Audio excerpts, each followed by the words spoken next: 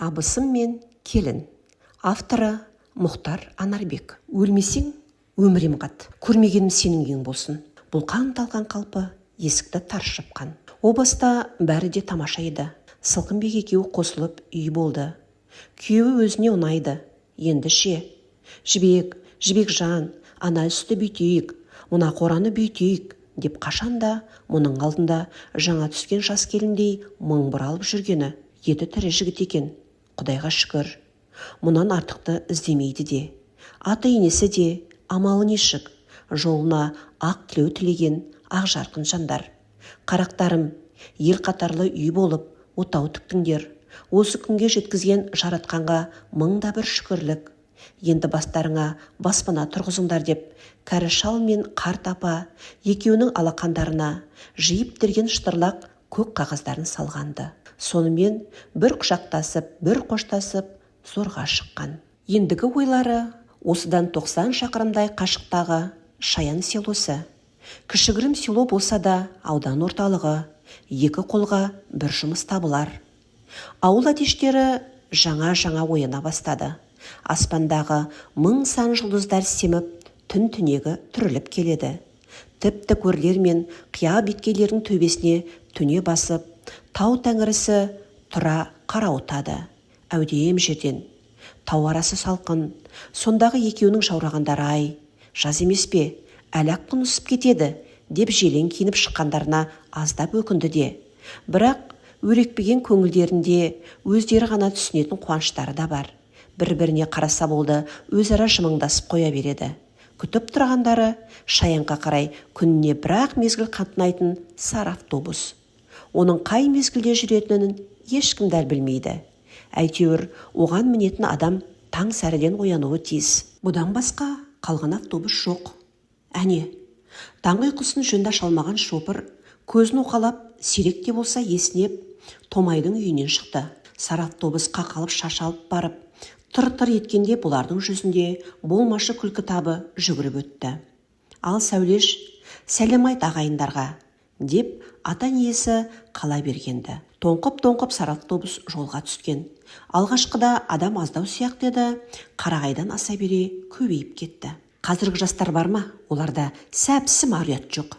Домалақ 10 бала туған қарттар белі сынып тұра береді, ал олар өтірік ұйықтай береді отырып алып. Заман бұзылды, заман, деп әлде бір қариенің автобусқа мінгені сол өзімен бірге түйдек мірдің оғындай сөздерін атып жіберді. Екі беті от шашанып, отырған орнынан қалай атып тұрған өзде сезбей қалды. Бос орынды байқап қалған әлгі қария бүкшеңдей тартты.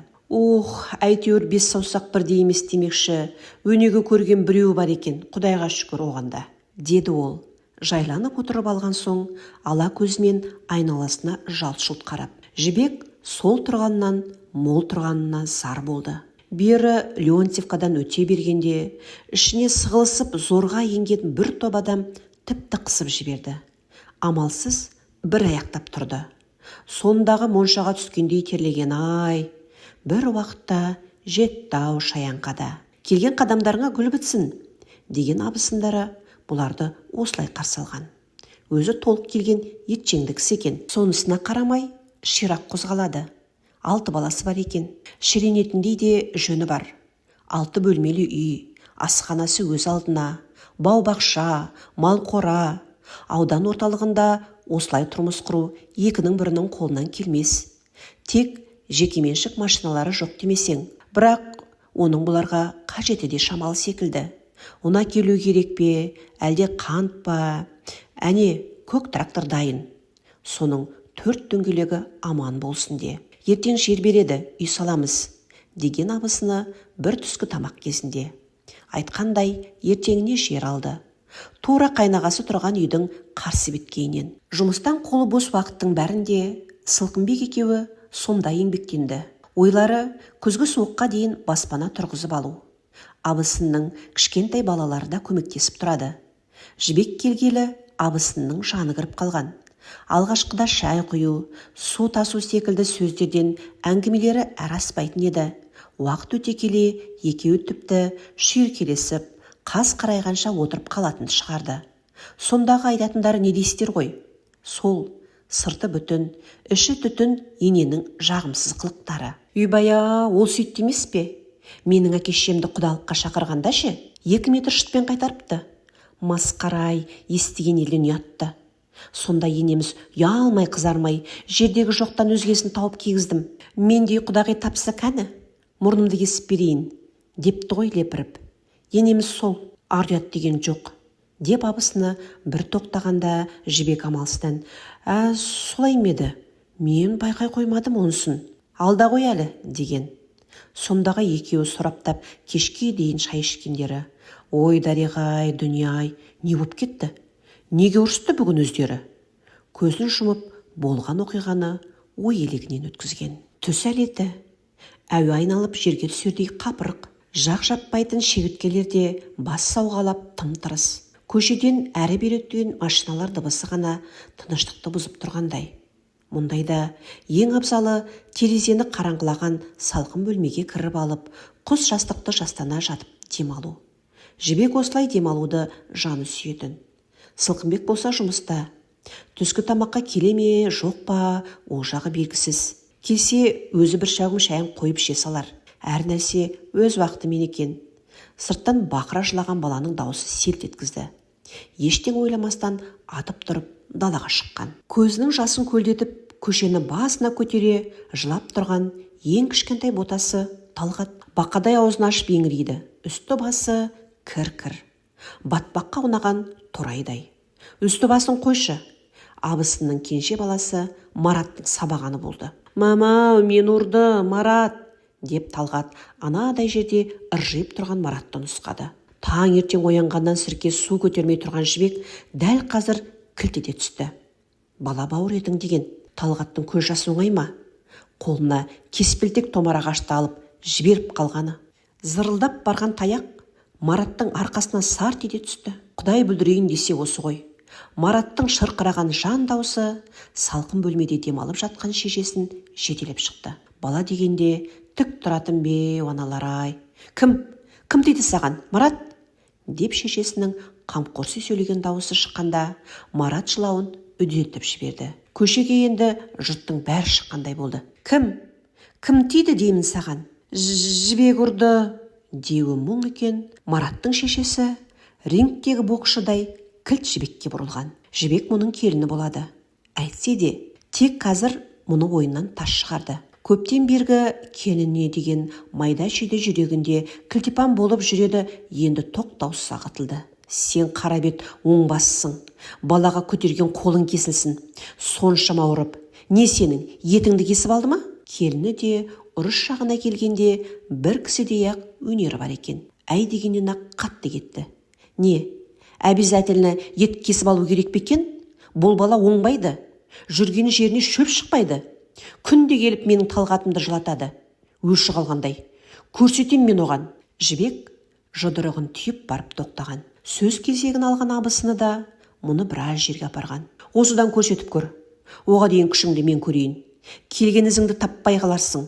Бала болғасын ойнайды да, соншама томармен ұрып. Мол денелі абысыны сол орнынан тулады. Міне, бүгінгі болған оқиға осы еді. Бұға дейін тату-тәтті жүріп жатқан абысы мен келіні сынған кеседей қақ айырылды. Түбі не боларын бұрынғыдай жарасып кетелер мекен? Апырау, о заманда бұ заман бұл не сұмдық? Келіні абысына қарсы шығып, жылысуға сәлек қалды деп, ертең ел шуласа анық масқар емес пе? Ойпыр-ай, күйіп барам, енді қайттым. Қазіргінің жастар осы келін болып та қарқ қылмайды. Иба, инабат дегеннен жұрдай-ау жұрдай. Ал өзі ше, келін болып түскенде көресіні адуын енеден көріп еді. Жылан шалсылдаған ене мұны көзімен атып отыратын. Сондағы мың сүрініп, мұрнынан сүрілгіп жүрген күндер-ай, Жібек қандай бақытты. Егер қазір сол енесі болғанда көрер едім әуселесін. Ойпыр-ай, мұна келінді-ай, беті жаман-ау жаман. Абысыны үйге кіргесін ұрынарға қара таппай өз-өзінен долданды. Тура бір торға қамалған арыстан дерсің. Ал келіні бұл сәтте мұнандай ой кешті. Бүгінгі ісім ұят болды-ау. Қысылғанда қол ұшын берген жалғыз абысын емес пе? Қап! Бүгінгі күн қандай ауыр еді. Басым сырқырап алып барады. Мұнысы несі? Біздің жетпегір де оңбаған. Жер жетпей қалғандай, тура соның ауласына барып ойнайдай. Тып-тыныш ойнаса мейлі ғой. Жоқ, өші бардай әп-сәтте жанжалдасып шығады. Алғашқыда үндемеуші еді. Бірде мұрны қанап, біресе басы жарылып келгесін бұл да қарап қалмады. Өмірінде балаларына тәйт деп дауыс көтеріп көрмеген сорлы басы содан бері осы талғат үшін талай ұрыс шығарды. Ақыры міне, бүгін абысынмен бетпе-бет келді. Әйтсе де бүгінгісі тым ерсі болды. Инабат келінен емес пе? Қашанда. Қой, барып абысыннан кешірім сұрайын. Осы ойға бекінген жібек сүйретіле тұрып далаға шыққан. Әншейінде күйдіріп тұратын күн көзі қазір көрінбейді. Аспанды шаң тозаң секілді бұлт басқан. Өп еткен леп жоқ. Тыныс тарылтар қапырық. Беп-беп деген дыбысқа мойын бұрса, үй көлеңкесінде ойнап отырған Талғат пен Марат екен. Жаңа ғана ұрысқандары қаперлеріне де кірер емес. Әне, бала деген осы. Осылар үшін жүз көріспестей болдық-ау, ұят-ай деп іштей күбірлеген жібек, еңсесі биік абысынның үйіне имене басып кіре берді. Жүрісіне қарап, екі баланың анасы емес, жаңа түскен келіндерсің. Жеше, шай қойып жіберейін бе? Су құюды ұмытпа ішіне. Абысының даусы селқос шықты. Бірақ зілі жоқ. Көп ұзамай абысы мен келіні Сарыөріктің көлеңкесінде үн-түнсіз шай ішіп отырды. Әңгіменің соңы. Егер әңгіме ұнаған болса, жақындарыңызбен бөлісе отырыңыз.